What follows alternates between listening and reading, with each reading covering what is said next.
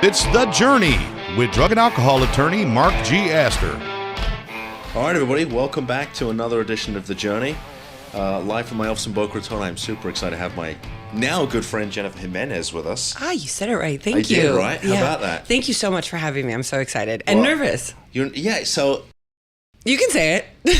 model, actress, reality star, and you're the nervous one. I find that amazing. And you came all the way from LA just to be live on our show. I know. I did. I guess we should say the story. Like, I came in here and I was so nervous that I needed to go blow my nose. I either get cotton mouthy or both, and my nose starts kind of getting all.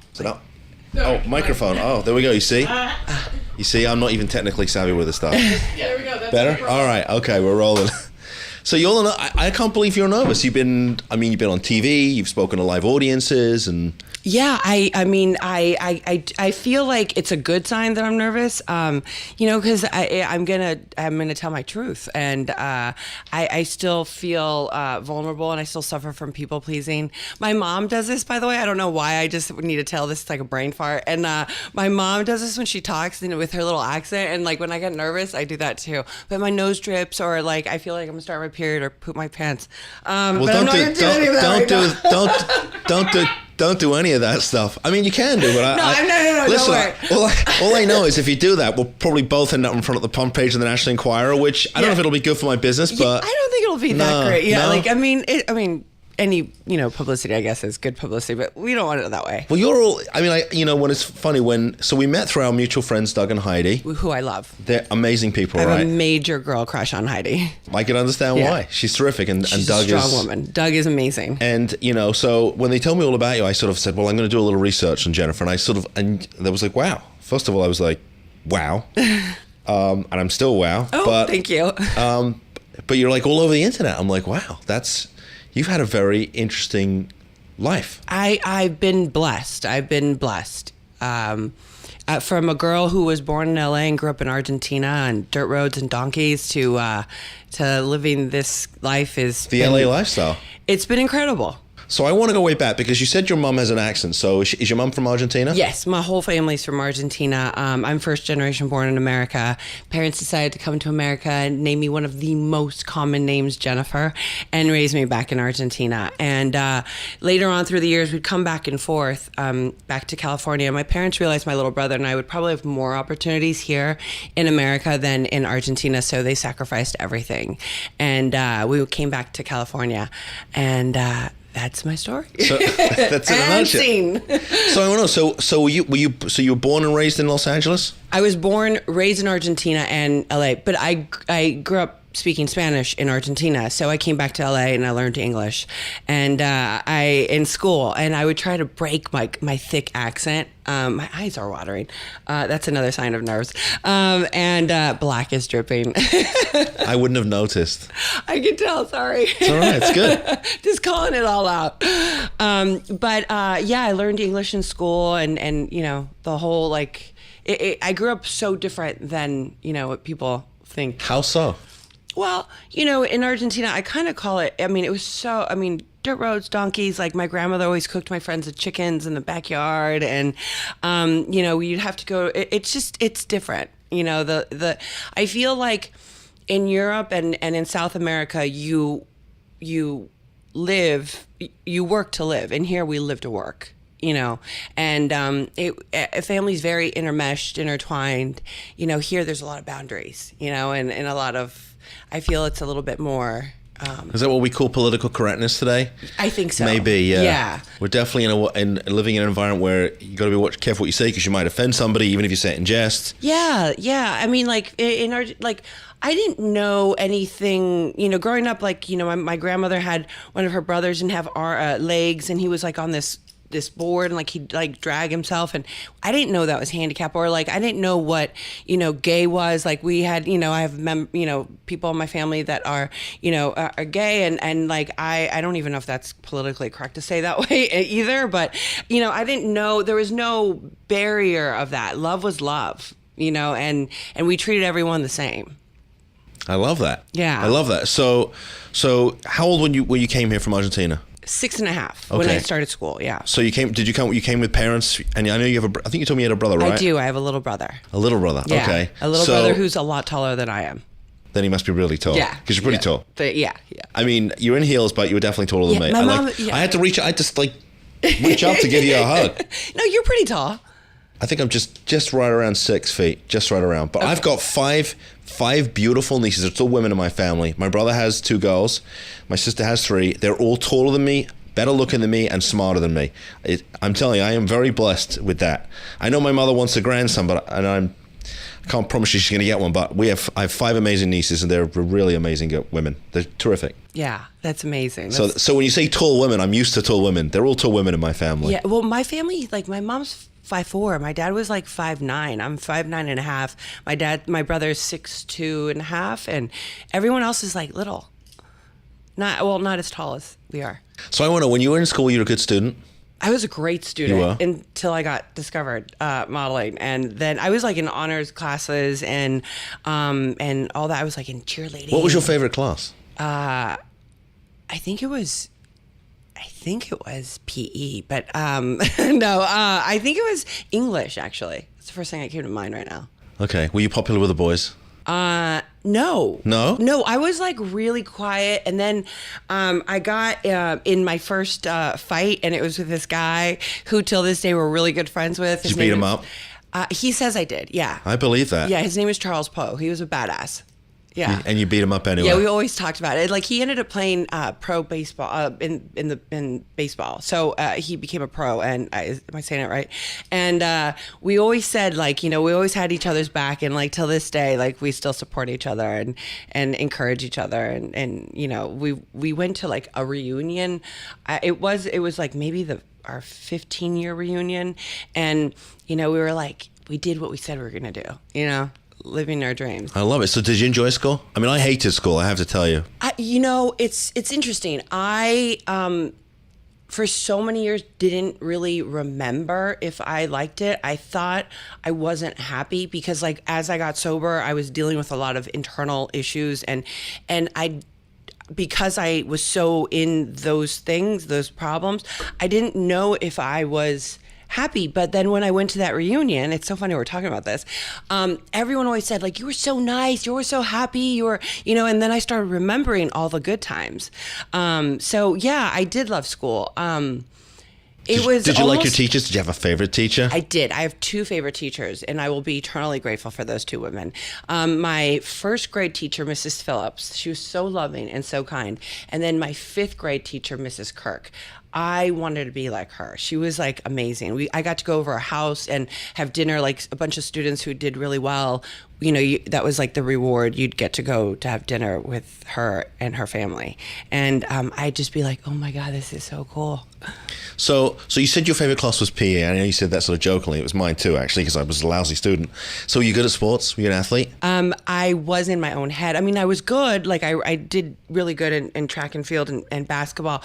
But again, like I got discovered in my going into my freshman year of high school, so I kind of didn't get to experience the high school years. However, I did graduate and get a diploma from that school, but I would only go to school like 2 months out of the year. All right, so let's talk about that because you said you got discovered. I know that you. How long did you model for? Well, I got discovered when I was I was close to turning 14 years old. I was at the Santa Monica Pier with my mom, my little brother. Well, I used to go there all the time because I told you, I lived in LA for 3 years, and it's really quite beautiful. It is beautiful. It is. Oh, my poor LA right now. My heart is it's burning. Yeah. I've been there when it's burning. You can smell it. I remember once flying into San Diego, and as you get off the plane, you could smell it. Yeah, it was like sepia the day I left. I left a couple of days ago, and I have a lot of friends who lost homes and lost everything right now. So it's like I'm very emotional over it. It's heartbreaking. I mean, I've been in fires and earthquakes, and I even did a hurricane here, Irma. But this one was like no other. It's still going. It's still going. It's terrible. Listen, let's back up a second. Santa Monica. So you're on the pier. So I on the pier.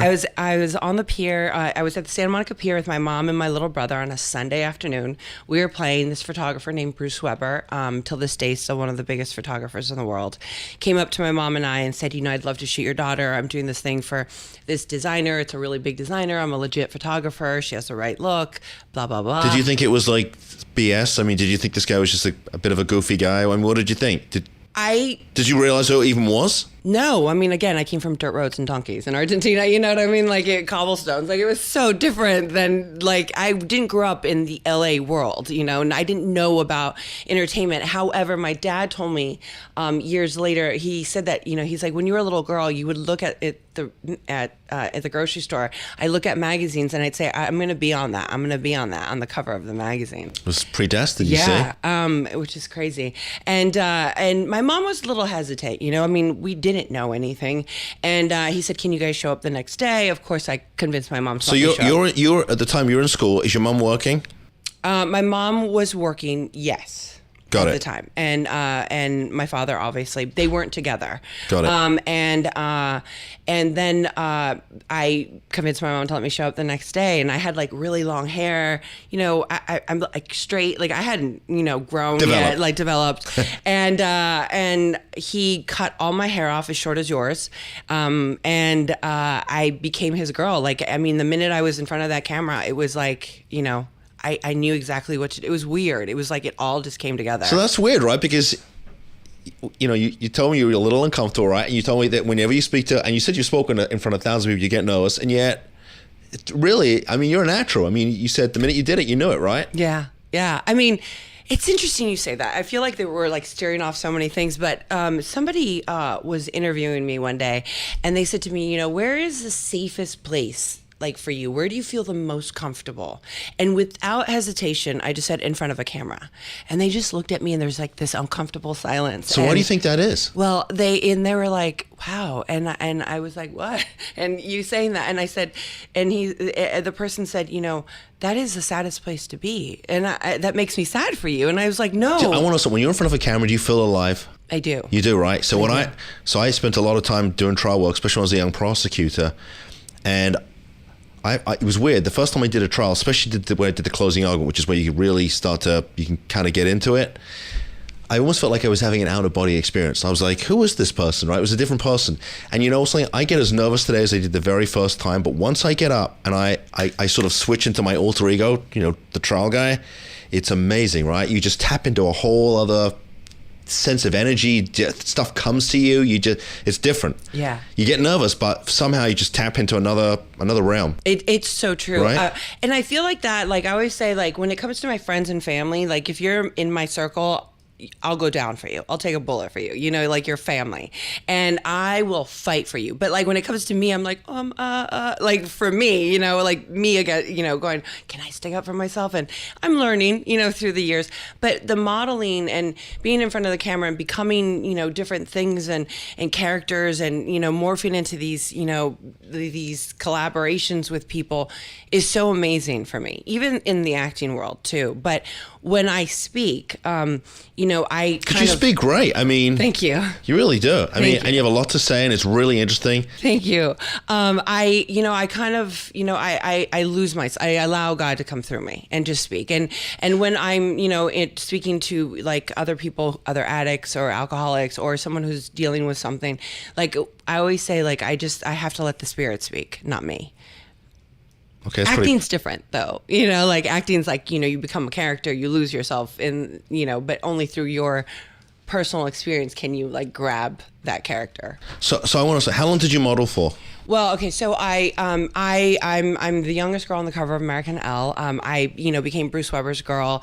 I did it was for Azzedine Alaia, who's still one of the biggest designers ever. He passed away last year, and I was doing all these things. I did this movie with Bruce Weber called Let's Get Lost. It was a documentary on Chet Baker, and it got nominated for best documentary at the Oscars. Like it won every film festival people, and I didn't know that for years. Like I could have been at the Oscars, like So how did you transition from modeling to acting? Because I know that sometimes happens, right? I mean, Cindy Crawford. And funny, when I first looked at you, I said, "Wow, she looks like a Latin Cindy Crawford." Right? Oh my God! Oh, thank you.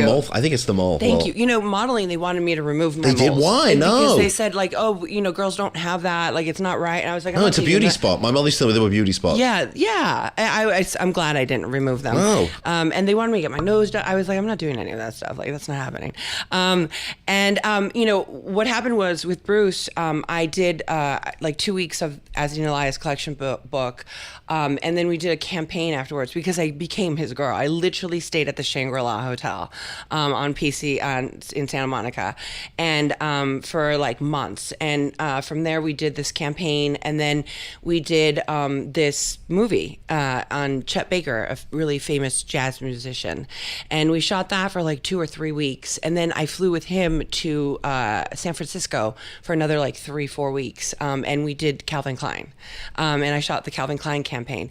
And one of the things I remember is, how old are you at this point? I'm 14. You're still 14 doing Calvin Klein? Yeah. What I mean, like when you look at As Dean Elias collection book, I'm in them, and I'm like, you know, I think I'm 13 at the time, and I'm completely, you know, you can share things, like you can see like everything, or like I'm with another girl and like a G string. It looks like we're like, you know, together. I'm like, I didn't know. I mean, you just didn't know.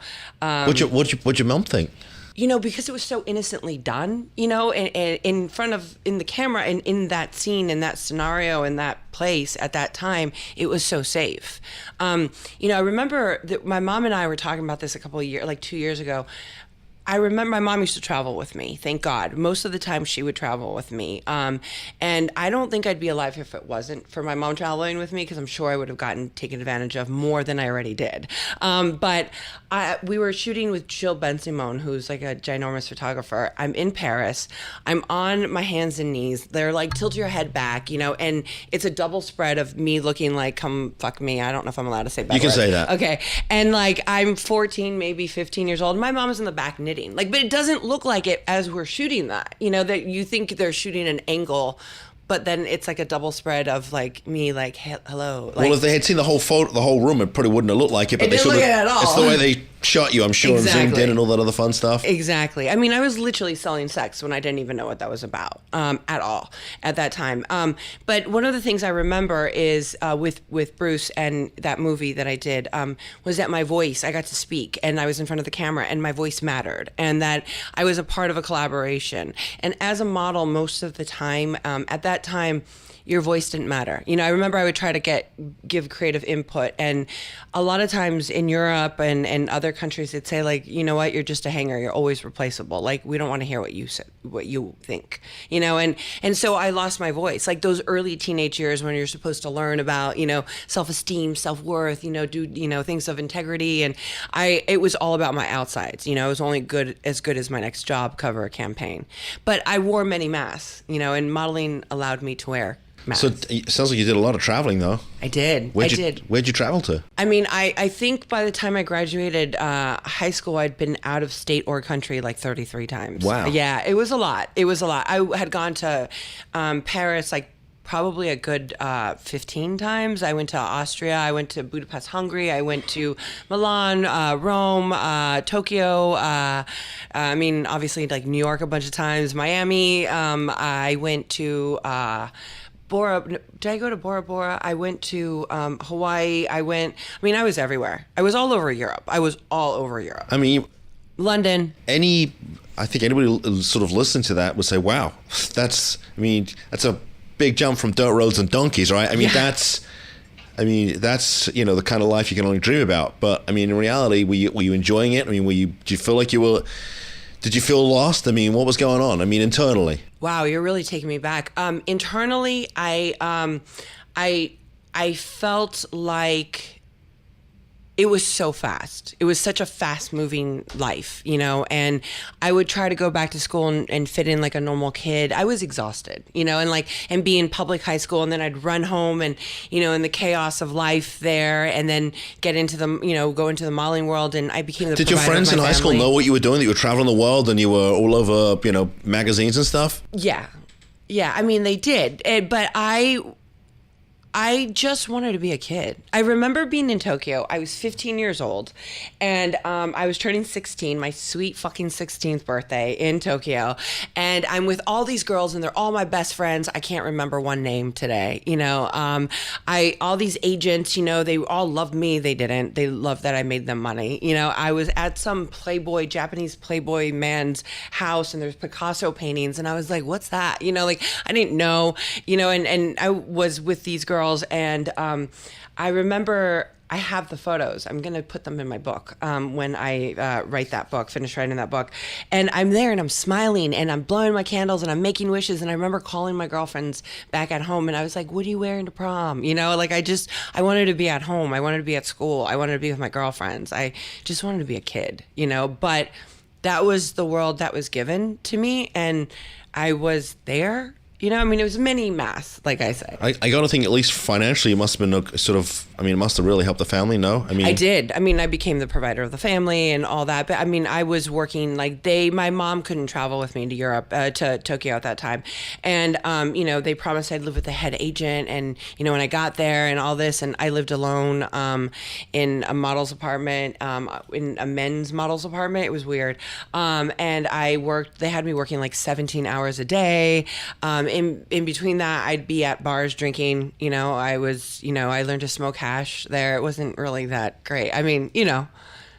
So, all right, so let's sort of get into that, because Oh wait, let's go back to the acting. All right, part. go ahead. Yeah. Okay, so when I wanted to end modeling, which was years later, I kind of feel like I still do, still I still take photos, but not as more as a personality, today and for fashion, but as, it's a little different. I don't go seeking it, thankfully, it's a little different story today. But anyways, I remember I loved being in front of the camera and I wanted to be able to move and that my voice would matter. And I loved the acting. I loved being on, film that way. And so I studied. I took intense classes and I studied with this amazing woman for many, many years. But in the beginning, I studied for a year or so. And I was helping a girlfriend of mine who worked at an agency. She needed a translator for these people from Spain that were doing these, high paying jobs for these huge actresses like Sharon Stone and all this stuff. And I was translating one night at dinner, and this man and his wife were there, and they were the managers of Sharon Stone. He was Sharon Stone's manager, and I was with the Spanish crew. And I got along with the wife and the husband, really well. And he had my number because of the job I was doing for my girlfriend. And he calls me the next day and he's like, I just want to let you know, it was such a pleasure meeting you. And my wife absolutely loved you. And so did I. And I don't know if you're interested in acting, but you need to be an actress. I know what I'm talking about. And he was Faye Dunaway's a manager and all these ginormous Famke Jensen and all these other people. Pretty flattering, no? Yeah. And I was like, as a matter of fact, I've been studying for a while. And he's like, great. So I have this audition for you. It's tomorrow. It's for All the Pretty Horses. And I went for that audition. Penelope Cruz got it. It was my first audition. My third audition was this movie. Were you disappointed when you didn't get it? No. Did you think you would get it? No. He's like, you know what? I just want to take you out there. I want people to meet you. And it was funny. He's like, don't tell anyone that you're a model. And I'm like, that you were a model. I'm like, well, it's kind of hard not to. You're right. You love these magazines and stuff. Exactly. And my third audition was this movie called Flawless. And I went and I read.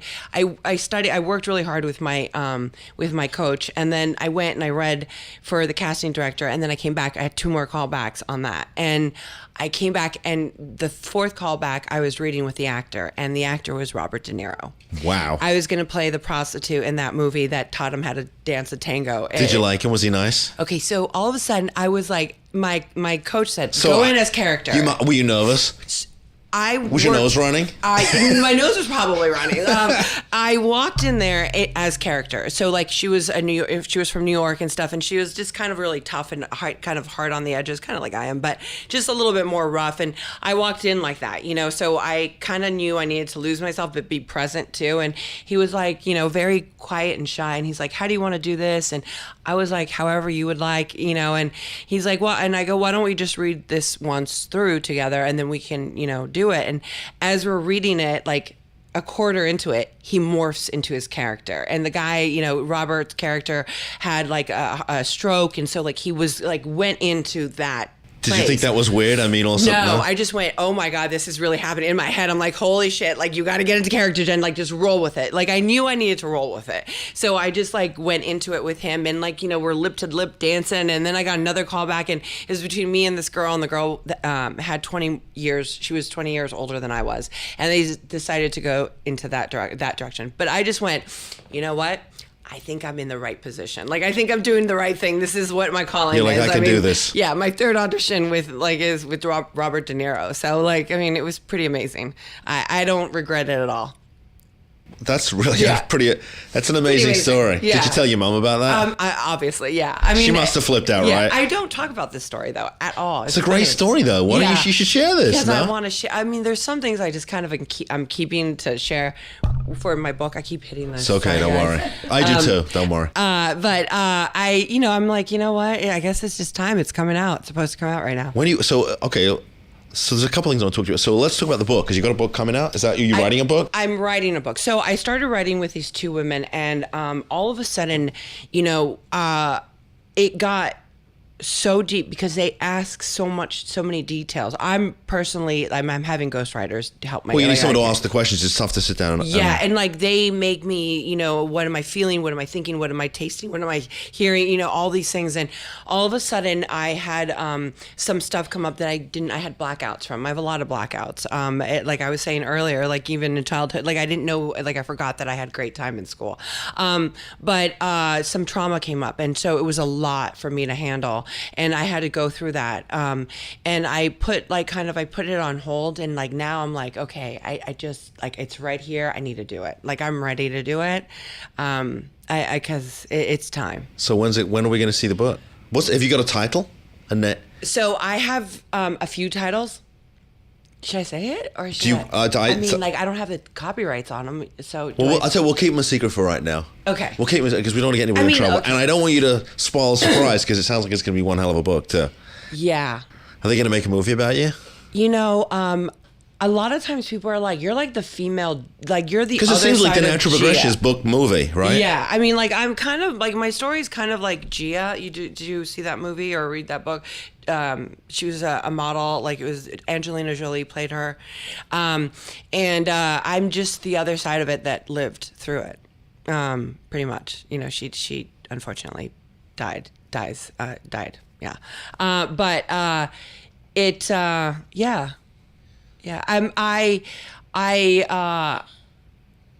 I wanted. Okay, so this was another thing that happened. I can't believe I'm telling you all these secrets. This is great. I'm just like not. Should we not be sharing this? I don't care. I love it. I'm glad that you. So like this is where I'm at today. I love it. I wanted to name names. Like I'm in that Me Too movement thing, but like I wanted to name names. This is before the whole. All right, Me so you know Too thing. So I got a question.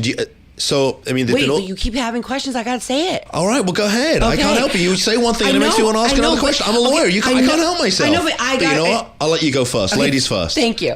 Are we having a little thing here? I'm kind of like a DA, FBI, CIA / lawyer thing too. Like, yeah, I'm in my own head, but that's like my own degree. Okay, it's good. So, I like before like the whole Me Too movement. I wanted to name names. Deanna's about to wet herself over there. She's like, I've never seen him with a guest like this before. Really? Isn't she great? Deanna's like, yeah, she's great. Go ahead. You were saying. I wanted to name names about certain things that happen, you know, because I have a lot of names. And people, at the time, my book agent then was saying, you know what, if you name names, you can just kiss your career goodbye. And now it's like, and then like, a couple months later, like as all that was happening, I was dealing with that stuff that I was just telling you that came up. And then the whole Me Too movement came out and I was like, yeah, no, I don't want to be like and now it's like, if you don't name names, like I was right. Like I knew I should have trusted my gut, like, you know, anyways. So, you know, there are things that I definitely want to address so then other people can relate, you know, because I still think that like we today in society still don't want to talk about it, even though we want to talk about it and we talk about it through social media. And I think it's important to be able to have, you know, a communicative relationship with other people and be able to communicate and tell our story, you know, regardless if you're an addict or not, or if you're, you know, just, you know, as we call them normies, or if you're like a mom, a dad, like we all all have issues. Like we're all going through something every day of our lives. We're all on a different journey. And like to be able to express that and not to be like hindered with that, I think is so important. Well, so So what's your question? Well, I've got lots of questions for you, Jen. I tell you, I know I was going to have lots of questions, but I didn't realize I was going to have quite as many questions. But so there's a bunch of stuff I want to talk to you about because you really are. You're fun. You're interesting too. Thank you. It's great. I'm glad you're here. So I've almost done. There's so many things I want to talk to you about. I almost don't know what to start with. But so let's talk about the whole Me Too thing. Just a little bit about it, only because. That's one of the sort of things that's come out recently, especially in social media and now on the news, where there apparently is this sort of atmosphere within Hollywood, right, that it's okay for the men, the producers, directors to take advantage of some of the women. So, I mean, you modeled, you acted. I mean, is that what's going on? Or is there absolutely 100%? Okay. It's going on. It has gone on. It's gone on. I think even before the Hollywood world. I mean, I think it's gone on for many, many, many generations, hundreds and hundreds and hundreds of years. And people never talked about it. And we're in a place today where you should talk about it. And there's been a lot of that happened. And unfortunately, there's no union in the modeling world. The modeling world. It started with me with the modeling world. And all these, people taking advantage, not only physically, sexually, emotionally, verbally, but like financially too. Like agents would just rob you, and you just kind of, again, your voice didn't matter. Today, thank God for like social media and like the Gigi Hadids of the world that like, talk about things and they don't get taken advantage on those levels. They're more aware. But that it's definitely something that's happening in Hollywood. And, unfortunately, it's still going to happen if we don't talk about it. And if we don't use our voice, whether you be a woman or a man, it's happening to both sides. Okay, so in the book, are you going to sort of name names? Are you going to Yes. Okay, all right. So I'm not going to ask you to name names I here. won't. Okay, that's good because first of all, I know you don't want to name names right now, but also would spoil the book, and I want to be able to read the book because I know it's going to be dynamite. Thank you. All right. I mean, I would if I felt like I still am, like that was the whole thing, is that I was dealing with them. I remember going to therapy when the whole Me Too movement came on, and like I was getting people from different outlets, like from the New York Post, like just different people getting a hold of me, and I'm like, how did they get a hold of me? Like, how do they know? So somehow, some way, it got leaked, and I was not able to address it because all I would say to my therapist is like, and when I speak, I talk about it, is that it was like flashing, like lots of faces and moments, but I can't slow it down. And so I've been working really hard on trying to slow down some of the situations. And I've been very clear on the other ones as well. So if I could, like, and I felt like I would not like lose my mind afterwards, I would talk about it. But otherwise, like, I'm still going to save it. I can just see just by your reaction, Yeah. that it's emotional for you. It is, I mean, it's sad. It's kind of like, it's so heartbreaking that we all in some way get discriminated, whether you're in the Hollywood world or, we all do in some way, especially women. So do you think writing the book and maybe talking about it has been, I guess the word, cathartic for you? Is it? It has. It has. I mean, again, I still suffer from the people-pleasing syndrome, but like I gotta let go. This isn't just about me anymore. This is about allowing other people to hopefully being able to connect or go, shit, I bet a lot of people I bet a lot of people are going to relate to it. I hope so. I think they will do. So I want to, at some point, I read that you got involved in the whole reality TV stuff. Yes. So tell us a little bit about that, because it's kind of interesting. So I got sober. I've been trying to get sober since I was 21. I'm clearly not 21 anymore. 24, 25. Yeah. If I say 25, if I try to say like 30, it would be like, wow, you're not looking so hot for a 30-year-old. But it's true. Don't kid yourself, Jen. You still got game. Thank you. You do. Thank you. Thank you. I'd gone sober. I'd finally gone to treatment. my mom, my best friend, put me in treatment. I only went to shut those two women up. I was going to go for 5 days under my terms, and my terms was 5 days. I needed to eat and sleep anyways, and I was going to shut them up. It lasted 9.5 months. I did relapse in treatment. I went to this place called Los Encinas in Pasadena. I was a woman of the world, could speak 4 languages, resume, blah, blah, blah. You speak 4 languages? Yes, not as great anymore, but yes. I mean, I'm not going to get you sidetracked with the languages thing, but when you said that, I was like, because there's not that many people speak 4 languages. Yes, Spanish, English, French, Italian. French is Je like... parle français un petit peu. Yeah. Un petit peu. I can't even say it. I was going to say... Are you speaking a combination of French and Spanish? Italian. Yeah.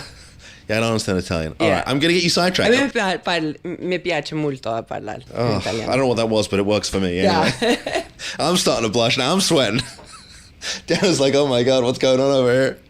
All right, I'm gonna back you up something because the reality stuff ties into the addiction stuff. So Yes. I think one of the things you said earlier was that when you were younger, you were modeling. You tried alcohol. You tried hashish. So how old was that the beginning of the addiction thing? You think? Well, no. I tried my first drink when I was 12 years old, voluntarily. Like, I was like, God, I remember, like, in Argentina, we, like, always eat together, like, for lunch and dinners was like a big festival every night, like music, like all the neighbors came over, we'd call everyone aunts and uncles even though they weren't, and like I just remember like people, like there's so much food filled on the tables that the drinks were on the floor, and I remember people, like this visual, like the more they poured, the longer the parties lasted, people drinking and having fun, me dancing with my grandparents and my mom and dad and all this stuff. And at 12 years old I was so there was this moment where I just went like, I just want to feel like they did in Argentina, you know, and I took my first drink. And at that moment when I took that first drink, I still remember it. Like, I remember it going down into my throat, into my stomach, and it kind of imploded that in there. warm feeling? Yeah, and like all of a sudden I felt like a cross between the Jolly Green Giant, Wonder Woman, and She-Ra. Like, I felt like I had arrived, right? My little brother was there, and he was like, "Ooh, I'm telling you," and like he bribed me, he took all my change, and a little jerk off went and ratted on me, and my parents put me on restriction for the rest of my life that night, and it didn't last more than 45 minutes. But I didn't know about alcoholism, addiction, recovery, or anything like that. I didn't become a full like blown addict or alcoholic. The progression of my disease from that first drink has led me to everything and anything else. And with the modeling, you know, the drinking and all that, and you know, that helped, you know, and apparently I was like a blackout drinker at like 16, 17, but I wasn't drinking every day. I smoked pot, I tried hashish, I tried other drugs. Did you feel like that was a normal part of your day? Yeah, I mean, like, yeah. I mean, because they say that, you know, drugs are pervasive in the modeling community, so maybe, is that like just how things... It did. I mean, you know, and it looked beautiful. You know, it looked like fancy.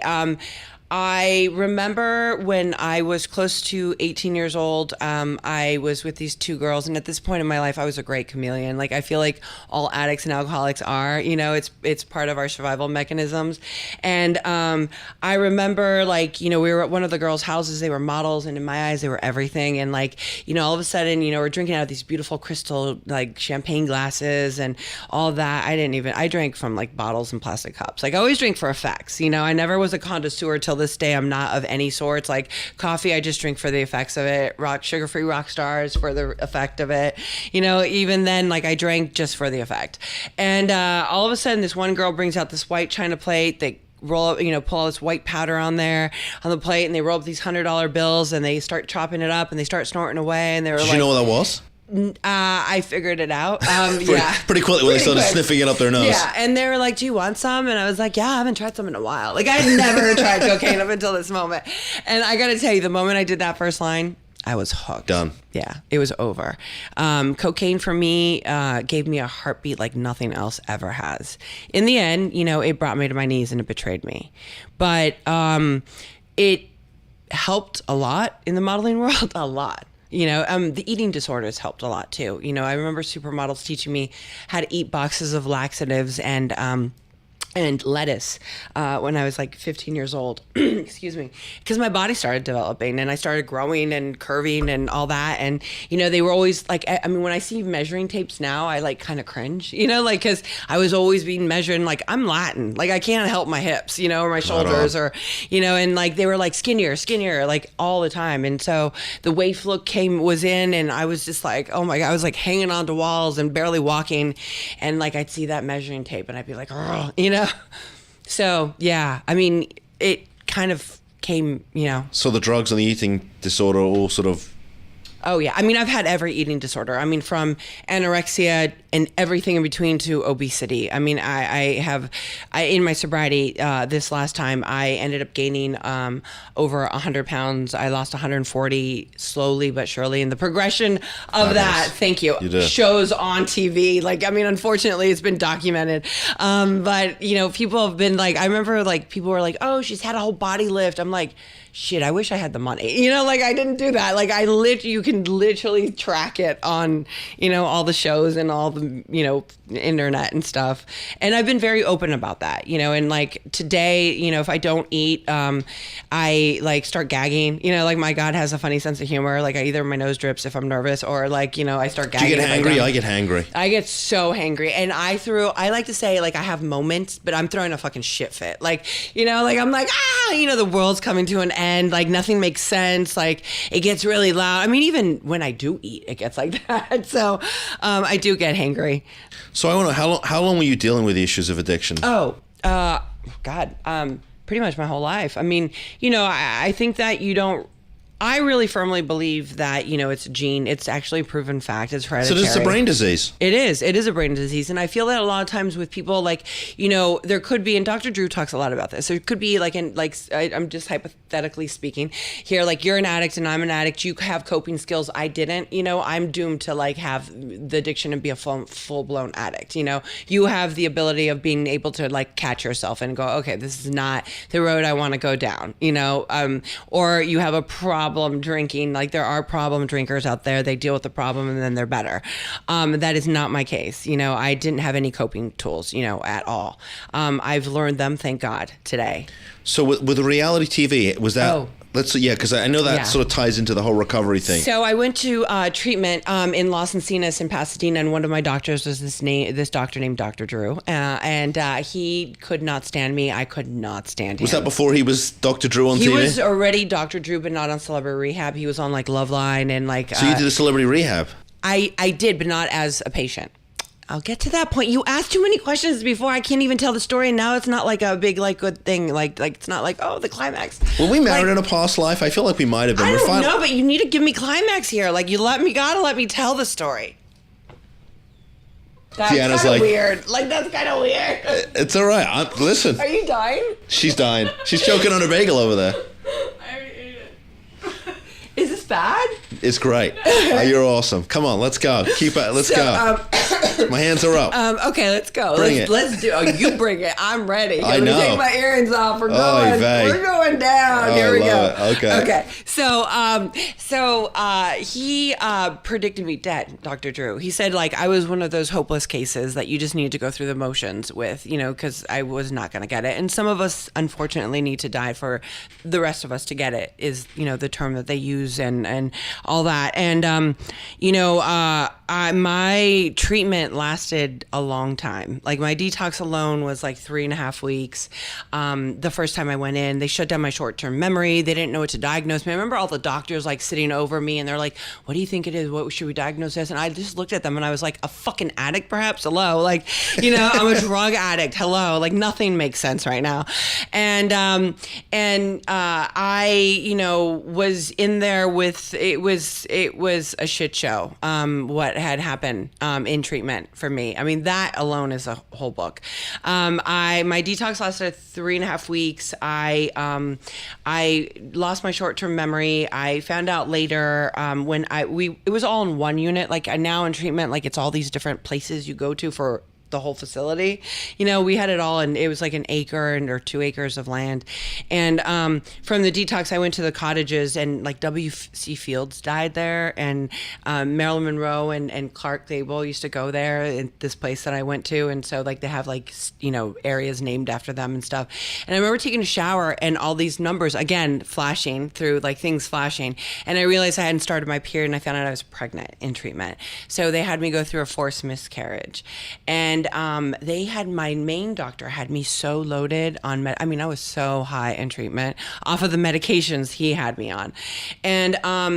And now those like 5 days were a little longer, and it's like, you know, the end of October, and I'm like not feeling good, and I'm so like, I would just like drool. Like, I mean, I was terrible. I was a terrible patient. I mean, and I remember them saying a lot of times, like, are you going to stop acting? Like, stop acting your way through this, you know? And I went to my doctor in LA, and I found out I was still pregnant with that baby that was now dead. So I had to go through a forced miscarriage. I mean, a DNC, an emergency DNC, and it was all too real, too raw. And that's a lot to deal with. It was a lot, and I wasn't able to really deal with a lot of issues, even though I was in treatment for so long at that point, you know, from July 12th to now the end of October and first week of November. I ended up relapsing in treatment. I'm one of those people that breaks the dynamic for the group, awakens the beast for everyone. It was just too much for me, you know, and I remember the main nurse, you know, and I kept like saying, there's a conspiracy against me. Dr. Drew does not want me here. They're like, what are you talking about? Like, you know, I was like, thought I had game left in me. And the main nurse came to me, and she said, you know, now they're going to come in here and they're going to blood test you, and they're doing a staff meeting. This is what's going to take place. And we're going to blood test you, and you're going to test positive because you know that I know you're high right now, and we're going to put you in the psych ward. We're going to detox you and bring you back here and get you back on the road to recovery. And all I heard was psych ward. Like, I'm not going there, you know, and I bounced. I AMA'd. It was 10 weeks, one long night. I was buying over an 8 Where'd you bounce to? Where'd you go? Back to LA. Okay. And I was using, and I was buying over an 8-ball a day, and it wasn't working. That's a lot. Yeah, and like I was thinking of Dr. Drew's little fucking smirk he does. I was thinking of like Bob Force's red hair. He was on Celebrity Rehab. He was one of the counselors. He was my counselor in real life. And like I was thinking about like what hat he had on. I was thinking about like the groups, and like for a girl who wanted to sedate and numb herself, you know, it was like such a bad place to be because I was thinking, you know, like I could, you know, I was thinking about you guys, like people and in the outside world. And I ended up going in January 15th. And it's a little deeper story of that, but like my mom came to me and said, you know, I'm going to pack your bags. You're going to come stay with me. You know, I don't care if you drink or use there. I just want to be with you. You know, I bared you into this world. I want to watch you take your last breath. I don't want you to die alone. Like, and at that point I was okay with it. So what's your sobriety date? January 15th. Of what year? 06. So how long you broke my climax again. Oh, God. Yeah. This is why I'm single. Yeah. Yeah. Go ahead. I'm gonna let you. How do I get you back to climax? I can easily go there. Go ahead. Because I'm there right now. All right. Yeah. So that's kind of weird. Like it that is. was weird. Yeah. If any of my future clients see that, yeah, I'd probably never TV get. time out. Okay. So it's you know, my mom. It's January 15th, and my mom. Yeah, that was. This is weird. the craziest show I've done yet, but that's is okay. It really? It is. It bad? No, it's great. Is it nutty? No, I'm having a blast with you. What are you talking I'm like about? a bubble off center, and I'm okay. I love it. You're terrific. Come on. I remember, you know, I went that day, January 15th, I went into treatment back to Los Encinas, and they tested me. I tested positive for heroin, speed, horse tranquilizer, rat poison. I thought I was just buying coke. My main doctor told me he was going to put me in the psych ward to detox me off of the opiates with narcotics, and I just looked at him and went, whatever. And that's the girl that ran from that psych ward 10 weeks prior. And that day, I remember like walking into the psych ward and like the double door slamming shut and all the tickets from the locks, you know, and there was a line friends and family couldn't cross. I could hear my mom like crying, and like I saw this guy from far away, this hallway. It looked eternal. I'm sure it's not. I'd like to go back to that hallway just to visit and see the hallway, not to be there. And he was getting tackled by two techs because he was trying to run down the corridor naked. And like, I mean, God bless bless him. I'm not kidding you. He ended up doing my hair for like the weeks that I was there. After it was bad. Like I remember my therapist coming in and going, really? And like I had him, like it was just insane. And then I saw this one guy in a chair. I don't know if it was a wheelchair, and his eyes were rolling back, and he was drooling. I just went, what happened to me? How did me of all people, get here, like into the psych ward? And I was like, all I wanted was that relief when I was 12 years old. Like all this is going through my head, and I'm like, from 12 to here, so much has happened. And I went to my room. My room was the last room on the left, and the tech left to go get the med sheet. And I said I needed to go to the restroom, and they take away shoelaces, plastic, I'm sure you're aware, and any sharp object, anything you can hurt yourself or anyone else away from you. And I went into the restroom, and the doors didn't connect to the bathroom, into the bedroom, our rooms. And when I got up, I realized the idiots forgot the belt. And just like that, I looked up and I saw all these objects like hanging, and I got on top of one of the beds. I put my belt through there and I secured it, and I put my neck through there and I hung myself. The last thing I remember is my feet were dangling and everything went black.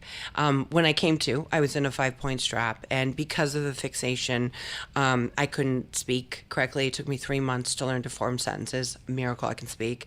My hands and my legs shook. I had no control of them. I'd get up and say, right foot move, and I'd fall. I was in a wheelchair. From the wheelchair, I went to a walker to a cane. I learned to freely walk like 4 or 5 months later. I had no control of my bodily functions. I was in depends. I like to call them diapers.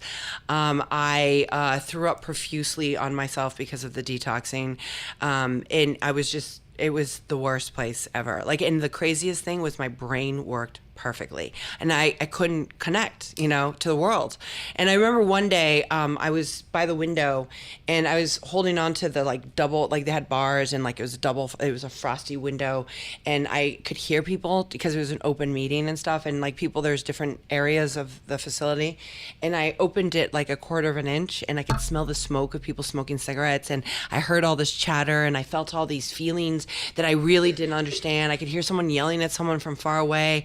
And I literally said in my head, God, is it humanly possible for a girl like me to ever feel what they're feeling? And if so, I'll go to any lengths to feel that. And for me, that's my day of surrender. However, my clean date is January 15th. And I kid you not, as I tell the story, every time I tell that part of the story, that girl that said that day resides so alive inside of me. And it has been a journey. So I ended up staying from January 15th till April 30th. In total, it was almost 8 months, from July to April 30th or something like that, 7.5 months. And I was like, you guys, I need to go get my life back in LA. And I went back to LA and I did the aftercare plan that they make you do in treatment. And I didn't follow that through. And all I did was contemplate suicide and using every single day. I did not know how to do this thing called life. At 9 months sober, I ended up moving back. I moved into a sober living. I had made millions in my life, and I lost every single penny. I only had enough for a month and a half. And I was to my sponsor, now what? And she was like, I can't enable you into a grave, but if you want to do the program, I'll go, to any lengths to try to help you.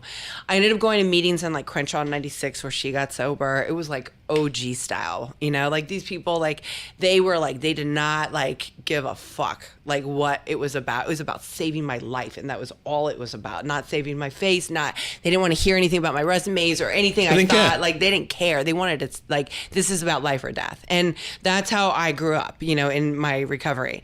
And I moved out of LA. I thought it was in Egypt. It was an hour outside only. I, at 2.5 years sober, I'd called Hollywood a chapter, and my sponsor at those 9 months told me, I need you to believe in something bigger than you. I don't give a shit what it is as long as it's not you.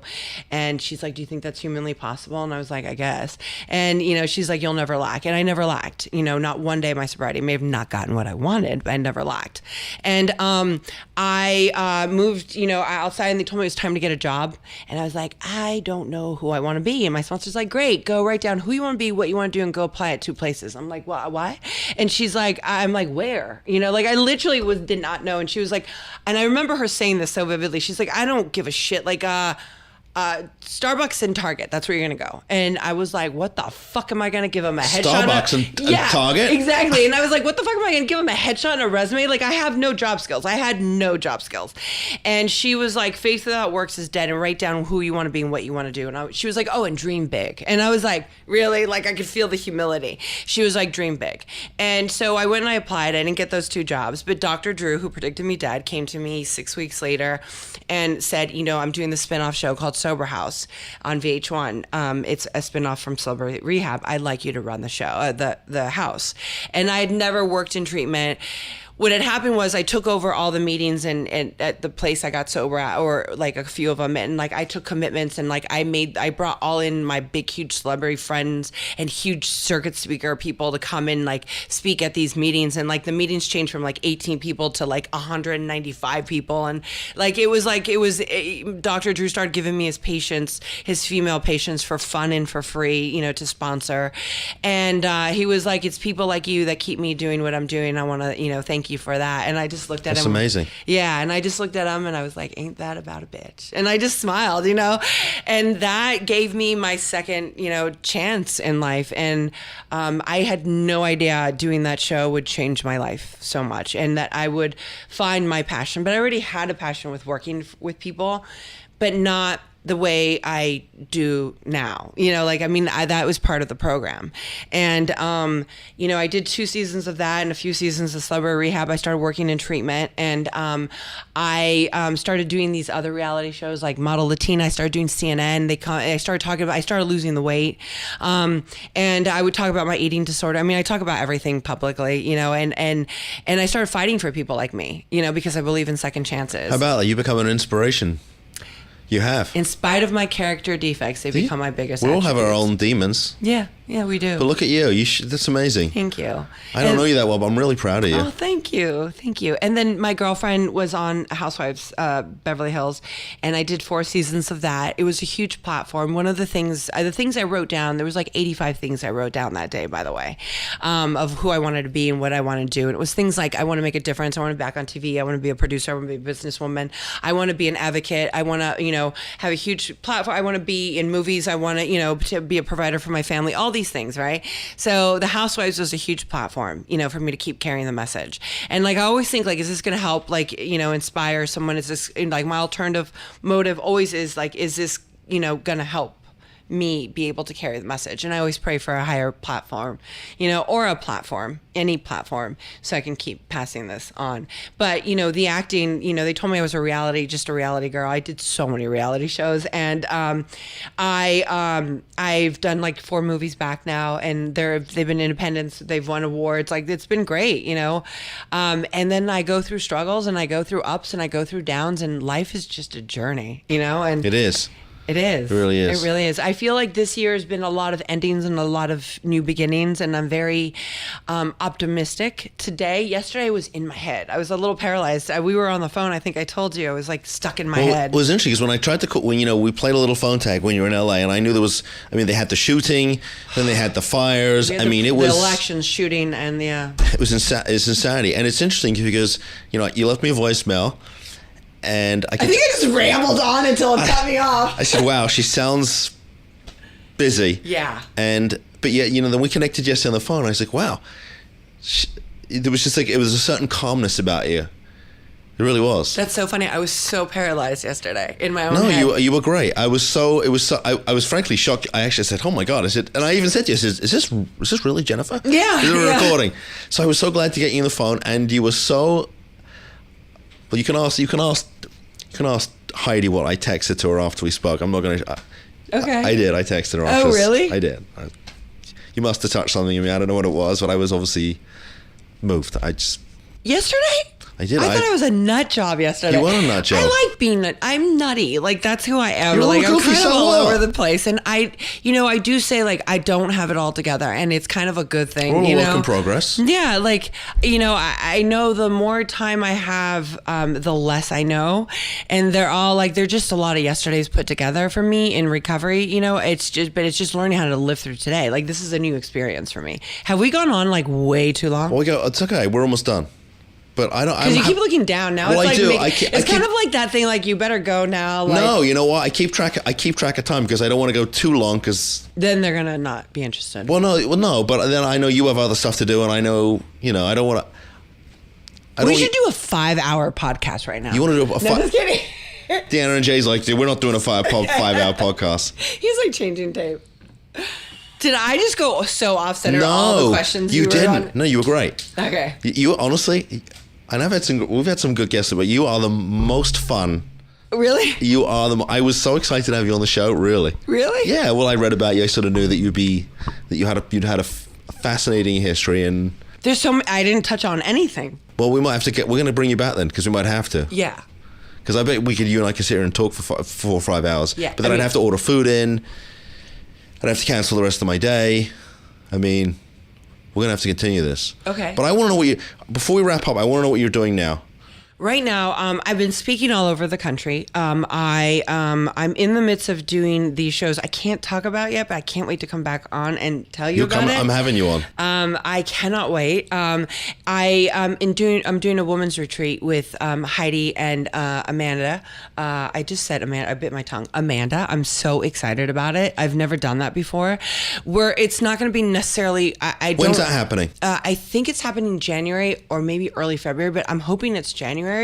These two women, they're like badass lady bosses, and I just get so turned on when I see women that are in power and like have strength and are like fearless and yet vulnerable, and they are everything. Like I love it, and we just want to empower women. I have so many things. Like Heidi's really pushing for me to be a life coach as well, and you should do it. I know, and she was like, I'm creating your email account, and so I just kind of want to like I'm throwing that out there. It's the first time I'm actually saying that. I'm gonna start doing that. Right. Thank you. I love working with men and women. I love, like, I can see things. Like Drew always said that, like, you see things. Like, I have the gift of intuition. I'm really good for you. I'm not good for me. Like, I can see the intuition, and like I can see things for you. This has been a journey, like, and I am so blessed. I put acting on hold for a little while. Like, I was in this weird space for, like, I kind of lost my voice, even though I was speaking everywhere. I lost myself, in a relationship, in my career. Like, I felt like I was staying stagnant in a lot of areas, and I just let go. And I just remember this year, I just went, God, I'm jumping. The net better catch me, and it never fails. It always catches me. I feel like I can do many things, I believe it. Very determined. I believe that you could do anything you wanted to. Ultimately. I see that because the force is strong with you. You know what I mean? Dr. Drew's like, you're going to be dead. You're like, fuck you. Yeah, No, I don't think I'm going to be. In fact, I'm going to go on a reality show, and then I'm going to save a shitload of people. So fuck you. And it's going to be yours. Yes. How about that? I know. I'm eternally grateful for Dr. Drew. I mean, like, he loves us, addicts and alcoholics. He's not one of us, but he loves crazy around him. I mean, like, he had me and Bob Forrest and Shelley, and, like, those people are, like, Bob was my counselor. I ended up, by the way, doing aftercare for 5 years. It changed my life. And it was with Bob Forrest. And I learned so much. Like, just, like, it's about having empathy and human connection, really. I think this whole thing called life is really about that. I love it. We got to talk more. All right, we're going to wrap up. And then when we're done, you're not going to talk about how I'm going to get you back on here. Even if I have to put you on Zoom, I'm having you back on the show. I'll do it. I'm here. We're doing it. All right. So thank you, Jay and Deanna, for being so patient with us. I'm so sorry it went so long. No, you kidding me? I love having you. We're not done. I'm not done with you. Oh, yay. Because I'm going to have you back on because I want you to talk more about what you're doing and how we can help more people. Okay. Because your story's inspirational, but then we need to talk about what we're going to do Let's do this. To help more people. Okay. All right. So look, the show is going to air. Going to be airing on Friday at 5:00 on Facebook Live. Facebook. So you can go to the Mark G. Astor Facebook show, Facebook page. Oh, you see, you got me your tongue tied. I'm a little verklempt. You rattled me here a little. The drug and alcohol attorneys. Deanna's like, oh my God, what's going on here? I saw a lot of that. Yeah. The Drug and Alcohol Attorneys Facebook show. We're on YouTube. You can go to drugandalcoholattorneys.com. Our website, you can email me at mark@drugandalcoholattorneys.com. Our phone number is 561-419-6095. This is going to be the best show yet. And look at you. Balls to the wall. That's how we take it. You're gonna help a lot of people. I know that. Thank you. You really are. I hope so. You are. There's no hoping about it. It's. At the end of the day, when all is said and done, if I can help one, I think you're going to help a lot more than one. If God helped or felt something, some kind of emotion, or felt a connection, then I'm good. I believe it. You are good. All right, guys. Thank you. Thanks for coming on the show, Jen. Thank you. Thank you for having me.